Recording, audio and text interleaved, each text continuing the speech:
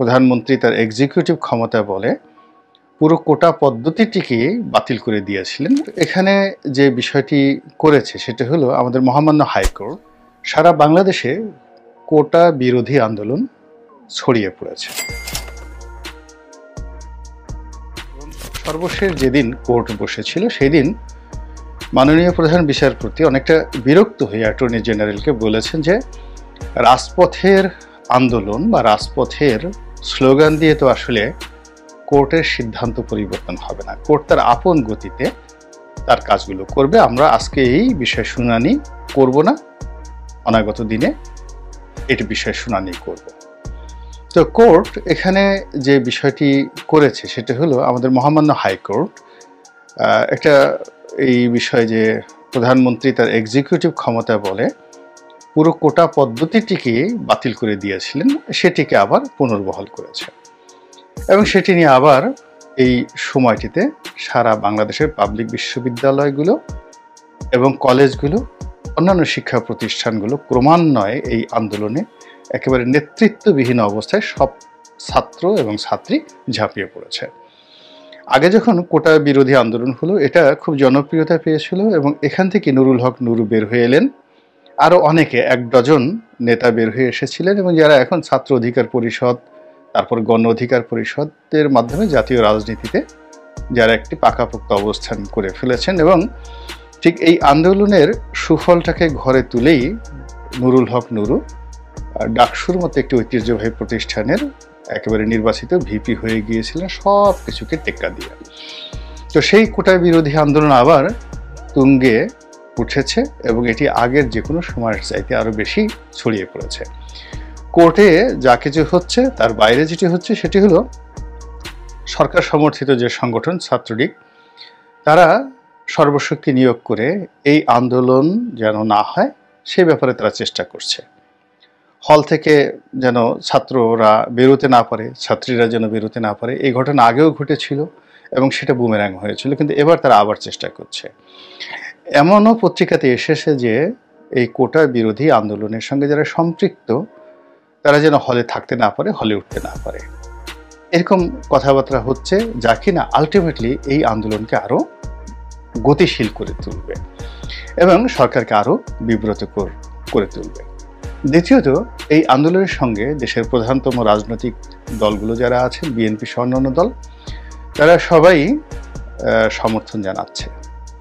আর গোপনে যদি কারো কোনো মদত দেওয়ার সামর্থ্য থাকে সেটা কিন্তু দেওয়া হচ্ছে।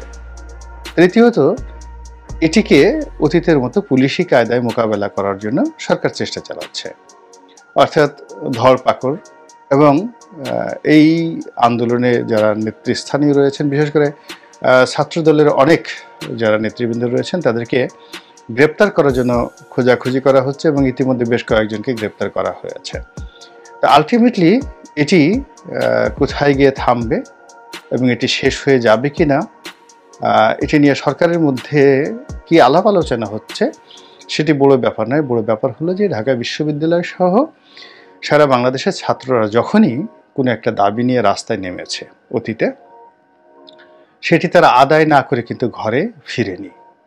তো এখানে আসলে এই কোটা বিরোধী যে আন্দোলনটা হয়েছে সেটি আদালতের বিষয় হোক কিংবা সরকারের বিষয় হোক, যখনই বাংলাদেশের ইতিহাস হলো ছাত্ররা কোনো কিছু চেয়েছে, এমনকি মিলিটারি শাসকের বিরুদ্ধে চেয়েছে, 111-এর বিরুদ্ধে চেয়েছে, তখনই সেটি বাস্তবায়িত হয়েছে এবং ছাত্রদের কোনো আন্দোলন আজ পর্যন্ত বৃথা যায়নি। এমনকি যে আমাদের দেশে যে কিশোর বিদ্রোহ হয়েছিল, স্কুলের যে ছেলেমেয়েরা যে রাস্তায় বের হয়েছিল ট্রাফিক আইন বাস্তবায়ন করার জন্য, এবং তাদের একজন সহপাঠী নির্মমভাবে সেই রোড অ্যাক্সিডেন্টে মারা যাওয়ার পর এক ছাত্রী যেভাবে একেবারে স্কুলের ছেলেমেয়েরা রাস্তায় নেমে এসেছিল, সেটাও কিন্তু বাংলাদেশে একটা ইতিহাস গড়েছে এবং রীতিমতো প্রশাসনকে কাঁপিয়ে ছেড়েছিল। তো সেই তুলনায় এখন যে কোটা বিরোধী আন্দোলন, সেই কোটা বিরোধী আন্দোলনটা অতীতের যে কোনো সময়ের চেয়ে বেশ কয়েকগুণ শক্তিমত্তা নিয়ে রাজপথে এটি বিস্ফোরিত হবে। প্রথম কারণ হলো যে একই সঙ্গে পাবলিক বিশ্ববিদ্যালয়ের যারা শিক্ষক রয়েছেন সারা বাংলাদেশে তারা পেনশন স্কিম নিয়ে রাস্তায় নেমেছেন। এরপর দুর্নীতি বিরোধী অভিযান চলছে, দুর্নীতি দমন কমিশন সর্বোচ্চ শক্তি নিয়ে মাঠে নেমেছে এবং এর ফলে বেশ কয়েকটি গুরুত্বপূর্ণ সরকারি প্রতিষ্ঠান, জাতীয় রাজস্ব বোর্ড, পুলিশ থেকে শুরু করে আরও অনেকগুলো প্রতিষ্ঠান যেখানে খুব অহরহ দুর্নীতি হয় সেখানে রীতিমতো প্যানিক ছড়িয়ে পড়েছে। এরপর আরেকটি সমস্যা, সেটি হলো আমাদের এক্সপোর্টের যে হিসেব, সেই হিসেবের মধ্যে $14 বিলিয়ন, প্রায় 1.5 লক্ষ কোটি টাকার গরমিল। মানে যেভাবে এক্সপোর্ট প্রমোশন ব্যুরো হিসাব দেখাচ্ছিল যে আমাদের এত এক্সপোর্ট হয়েছে, যেভাবে জাতীয় রাজস্ব বোর্ড হিসাব দিয়েছিল, যেভাবে বাংলাদেশ ব্যাংক হিসাব দিয়েছিল, এই তিনটি প্রতিষ্ঠানের যে সম্মিলিত হিসাব, এটা অনেকটা ধামাচাপার মতো এক্সপোর্টকে ফুলিয়ে ফাঁপিয়ে তুলে ধরে যে হিসাবগুলো তুলে ধরা হয়েছিল জাতির সামনে, যেমন আমাদের জিডিপি, আমাদের ফরেন রিজার্ভ, আমাদের পার ক্যাপিটা ইনকাম, এই সব কিছু এখন IMF-এর চাপে এই যে $14 বিলিয়ন কম এক্সপোর্ট হয়েছে, এটি যখন ওপেন হয়ে গেল, ফলে কি হলো, প্রথমত আমাদের যে সূচকগুলো, আমাদের বিদেশির সাথে আমাদের যে বাণিজ্য এবং আমরা যে সারা দুনিয়াতে উন্নয়নে একটা স্লোগান তুলেছিলাম, সব কিছু এখন উলটপালট হয়ে যাচ্ছে। 1 2 নম্বর হলো যে সকল প্রতিষ্ঠান এই তথ্য এবং উপাত্ত তারা সরবরাহ করত, তাদের মধ্যে এখন ঠেলাঠেলি শুরু হয়ে গিয়েছে।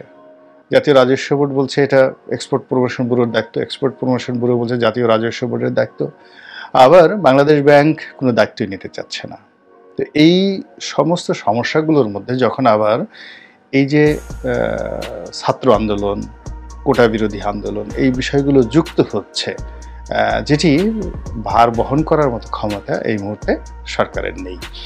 দ্বিতীয়ত, সরকারের যে একটা বিশ্বাসযোগ্যতা, সরকার একটি কথা বলে বা আমাদের আইন আদালতের যে পবিত্রতা, এই জায়গাগুলোতে মানুষ প্রশ্ন করছে এভাবে যে সরকার এখানে চালাকি করার চেষ্টা করছে, অর্থাৎ সরকার তার এক্সিকিউটিভ ক্ষমতা বলে কোটার বিরুদ্ধে যারা নেমেছিল তাদেরকে আপাতত শান্ত করার জন্য তারা পুরো কোটা পদ্ধতি উঠিয়ে দিয়েছে, যেটি কোটা বিরোধী আন্দোলন যারা করেছে তারা এটা চাননি।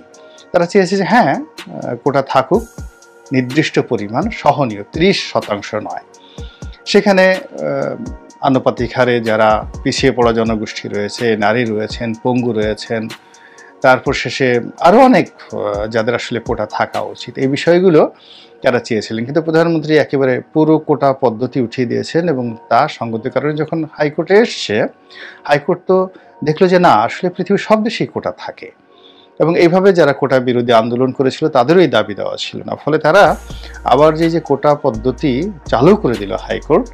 এখন এখানে হাইকোর্ট আসলে পূর্ণাঙ্গ রায় কি দিয়েছে, কত শতাংশ কোটা থাকবে মুক্তিযোদ্ধাদের জন্য, কত শতাংশ থাকবে মানে যারা মানসিকভাবে বিকলাঙ্গ, শারীরিকভাবে বিকলাঙ্গ, কিংবা কত শতাংশ কোটা থাকবে যারা পিছিয়ে পড়া জনগোষ্ঠী রয়েছে তাদের জন্য, এই বিষয়গুলো এখনও স্পষ্ট হয়নি। কিন্তু যে সংবাদটি বা যে গুজবটি সকলের মধ্যে পৌঁছে গেছে সেটি হলো যে আইন আদালত এখন সরকারের পরিপূরক, সরকার যা চায় আইন আদালত আসলে ওভাবেই অনেক কিছু করে। এর ফলে কি হচ্ছে, এই আবার রীতিমতো রাজপথ উত্তাল হয়ে পড়েছে। এখন এই জায়গাগুলোকে বন্ধ করার জন্য বা এটিকে নেগোশিয়েট করার জন্য যে ধরনের রাজনৈতিক পরিপক্কতা দরকার, যে ধরনের রাজনৈতিক ব্যক্তিত্ব দরকার, যে বিশ্বাসযোগ্যতা দরকার, বা আমাদের বিচার অঙ্গনের যে ট্রান্সপারেন্সি দরকার, সুশাসনের যে ইতিহাস দরকার, কোনো জিনিসগুলোই আসলে আমাদের সাধারণ যারা ছাত্রছাত্রী আন্দোলনকারী রয়েছেন তাদেরকে আশ্বস্ত করতে পারছে না। ফলে এটি ছড়িয়ে পড়েছে এবং আন্দোলন ক্রমশ তুঙ্গে চলে যাচ্ছে এবং সরকার এখানে যত বেশি শক্তি প্রয়োগ করবে, যত বেশি চালাকি করার চেষ্টা করবে, তত বেশি ক্ষতি হবে। এবং এই সময়টাতে যেটি দরকার সেটি হলো রাজনৈতিক সমঝোতা, রাজনৈতিক প্রজ্ঞা এবং সরকারের মধ্যে যদি কেউ থাকেন যার বিশ্বাসযোগ্যতা রয়েছে, তারা যদি ছাত্রদের সঙ্গে কথা বলেন। এখন ধরুন সাবির হোসেন চৌধুরী, ওবায়দুল কাদের সাহেবকে দেওয়া হবে না। সাবির হোসেন চৌধুরী যদি আসেন, প্রধানমন্ত্রীর প্রতিনিধির উপরে যদি ব্যারিস্টার সুমনকে পাঠানো হয়, কিংবা ওই যে স্বতন্ত্র সংসদ সদস্য জনাব একে আজাদ, ওনাকে পাঠানো হয়, এরকম ৩-৪ জন আছেন। তার সঙ্গে যদি শিক্ষামন্ত্রী থাকেন, নফেল সাহেব থাকেন, যাদের একটা ইমেজ এখনো পর্যন্ত আছে, তো তারা যদি প্রধানমন্ত্রীর কাছ থেকে দায়িত্বপ্রাপ্ত হয়ে এই আন্দোলনরত পক্ষ যারা আছেন তাদের সঙ্গে কথাবার্তা বলেন, তাহলে হয়তো পরিস্থিতিটা ইতিবাচক দিকে মোড় নেবে।